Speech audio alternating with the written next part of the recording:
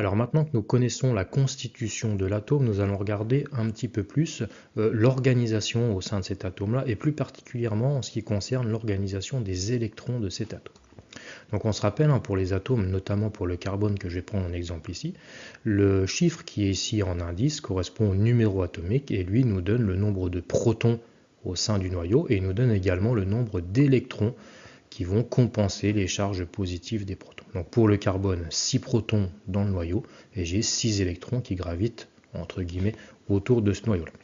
Et ces électrons vont être répartis sur différentes couches, et selon la nature de l'élément considéré, on aura 1, 2, 3 ou 4 couches électroniques. Par exemple, au niveau du carbone que je prends en exemple ici, on voit qu'on a 2 électrons qui sont beaucoup plus proches du noyau, donc plutôt au centre de l'atome. C'est ce qu'on appelle les électrons de cœur, donc ils sont sur une couche interne, ces 2 électrons-là, et constituent les électrons de cœur. Et plus à l'extérieur, les 4 électrons supplémentaires, qui me font les 6 électrons totaux de l'atome de carbone, ces 6 électrons sont sur une seconde couche électronique, donc une couche externe, qu'on appelle également la couche de valence. Donc la couche de valence concerne uniquement les électrons les plus extérieurs au niveau de l'atome. Et ce sont ces électrons de valence, plus particulièrement pour le carbone ici, mais c'est valable pour tous les atomes, ce sont ces électrons de valence qui sont le plus à l'extérieur, donc beaucoup plus en contact avec l'extérieur, qui vont être responsables de la réactivité de l'atome et responsables de la formation des liaisons avec d'autres atomes. Et c'est là qu'intervient la notion de configuration électronique, c'est-à-dire que ça correspond en quelque sorte à la manière dont les électrons vont être rangés au sein de ces différentes couches autour du noyau de l'atome. Alors cette configuration électronique, qui correspond au classement des électrons autour de l'atome, va dépendre d'un certain nombre de facteurs. Je vais t'en présenter 2 ici, et c'est ce qu'on appelle les nombres quantiques. Donc d'une part, le classement des électrons va dépendre du nombre quantique principal petit n, et ce petit n correspond à la couche dans laquelle l'électron va se situer. Donc, par exemple, dans le cas du carbone, on a vu que les 6 électrons étaient répartis dans 2 couches différentes.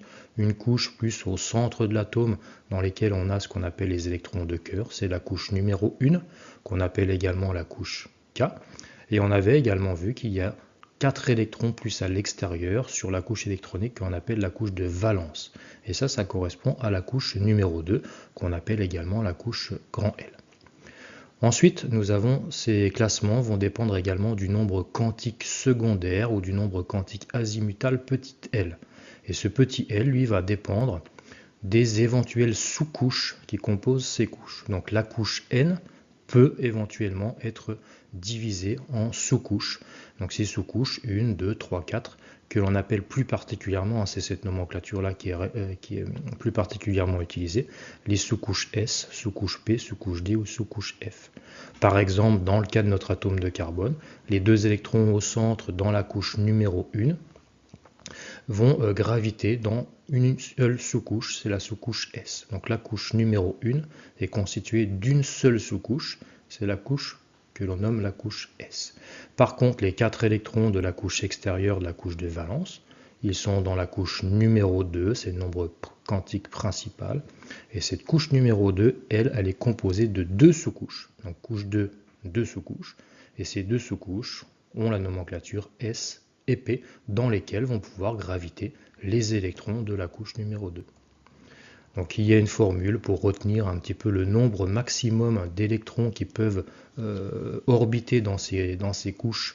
Ça va être cette formule-là, 2n puissance 2, c'est-à-dire que pour la couche numéro 1, j'ai uniquement la possibilité d'y faire graviter 2 électrons au maximum. Donc c'est les 2 électrons que j'ai ici, mes électrons de cœur. Sur la couche numéro 2, cette formule me donne un maximum de 8 électrons qui peuvent être admis dans la couche numéro 2. Donc là, dans le cas du carbone, j'en avais que 4 à placer, mais cette couche 2 peut accueillir 8 électrons au total qui seront répartis dans la sous-couche S et dans la sous-couche P. Donc pour les 2 premières lignes de la classification périodique, c'est ce qui nous intéresse plus particulièrement en synthèse organique, en tout cas c'est là où il y a le maximum d'atomes que l'on utilise régulièrement. Donc les périodes, ça correspond à la ligne de la classification périodique. Donc première ligne, deuxième ligne. Dans la deuxième ligne, on va d'abord remplir, c'est une façon de simplifier, on va d'abord remplir la sous-couche S et ensuite on remplira la sous-couche P lorsque l'on a des électrons dans la couche numéro 2. Donc si on fait un petit résumé, donc on a notre cœur ici, c'est-à-dire le noyau de l'atome avec ses protons et ses neutrons, et bien si j'ai un ou deux électrons uniquement autour de mon noyau, et bien ces électrons vont orbiter uniquement dans la couche numéro 1, ou la couche K, et celle-ci peut accueillir au maximum 2 électrons. Et cette couche numéro 1, couche 1, me donne une seule sous-couche, et cette sous-couche est nommée la sous-couche S. Et celle-ci pourra accueillir au maximum uniquement 2 électrons. Ce sont les 2 électrons qu'on a identifiés ici. Donc ça, c'est à retenir également. Et ça correspond à la première ligne de la classification dans laquelle tu retrouves l'hydrogène et l'hélium qui ont respectivement 1 et 2 électrons sur leur couche électronique. Maintenant, si on passe à des atomes un petit peu plus lourds, on passe à la deuxième période, la deuxième ligne de la classification périodique. Donc j'ajoute de nouveau des électrons éventuellement autour des atomes. Eh bien, je vais passer sur la couche numéro 2. Une fois que la couche numéro 1 est remplie, eh bien, je passe sur la couche numéro 2, ou la couche L. Celle-ci, elle peut accueillir au maximum 8 électrons. Et on l'a vu juste avant, la couche numéro 2 est composée de 2 sous-couches. Une sous-couche S, la même manière que celle qu'on avait trouvée ici, qui peut accueillir au maximum 2 électrons, c'est ce qu'on a dit tout à l'heure. Et la couche 2 possède une seconde sous-couche, qu'on appelle la sous-couche P, qui elle peut accueillir au maximum 6 électrons. Donc j'ai bien au total 8 électrons sur la couche numéro 2. Donc ça correspond aux atomes de la deuxième ligne, les atomes très classiques comme le carbone, l'azote, l'oxygène, le fluor et le néon. Si je continue à faire grossir mon atome, je descends sur la ligne suivante, et là j'ai rempli ma couche numéro 1, j'ai rempli ma couche numéro 2, et bien je passe à la couche numéro 3, qu'on appelle également la couche M, et celle-ci, selon cette même formule, va pouvoir accueillir au maximum 18 électrons. Je suis sur la couche numéro 3, même raisonnement que la 1 et la 2. Couche numéro 3, j'ai la possibilité d'avoir 3 sous-couches cette fois-ci.